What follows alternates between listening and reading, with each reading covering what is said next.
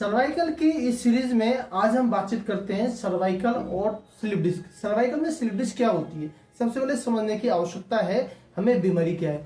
Cervical में दो question होते हैं, ये C7 से लेकर और C1 से लेकर C7 तक ये क्वेश्चन है। इसके पीछे गद्दी होती है, जब भी कंप्रेशन आता है तो ये गद्दी बाहर की तरफ निकल जाती है, उसे कहते हैं हम सर्वाइकल के अंदर से डिस्क स्लिप हो जाना, और वो स्लिप होकर जो हमारी नस है उसे दाब देती है। जनरल ये जो होता है C5 और C7 के बीच में ये परेशानी आती है, और जब ये नस दब जाती है तो हमारा हाथ सुन्न हो जाएगा, कंधा सुन्न हो जाएगा, चेस्ट में पेन आएगा, मल्टीपल चीजें हो जाती है। आप दाएं बाएं देखेंगे तो चक्कर आएंगे, ये सारी समस्या इसके अंदर क्रिएट हो जाती है। अब इसका समाधान क्या है, बहुत घरेलू समाधान है जिसे आप करिए।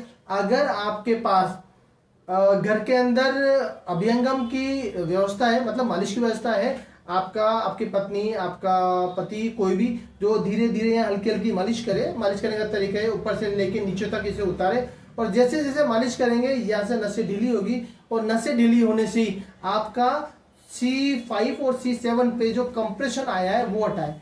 दूसरा, हमने हमारी सीरीज में कई जगह एक्सरसाइज भी बताई हुई है, तो उन एक्सरसाइज को यदि आप फॉलो करते हैं, 5-6 एक्सरसाइज है, उन्हें आप फॉलो करते हैं तो आपका जो नर्व कंप्रेशन आया हुआ है वो धीरे धीरे रिलीज हो जाता है। तो सर्वाइकल से डरे नहीं, जैसे डिस्क के स्लिप से डरे नहीं, केवल सामान्य एक्सरसाइज और सामान्य प्रैक्टिस से धीरे धीरे ठीक हो जाता है, लेकिन लगातार करें। सर्वाइकल से रिलेटेड यदि आपके कोई सवाल हैं, जानकारी आप चाहते हैं, तो आप हमें कमेंट में लिख सकते हैं, उससे रिलेटेड हम वीडियो बनाएंगे और आप तक वो सही जानकारी लेके आएंगे। हालांकि हम जितने भी सवाल आते हैं उनका एक अलग से वीडियो बनाएंगे और वो आपके लिए हम लोग उपलब्ध करवाएंगे।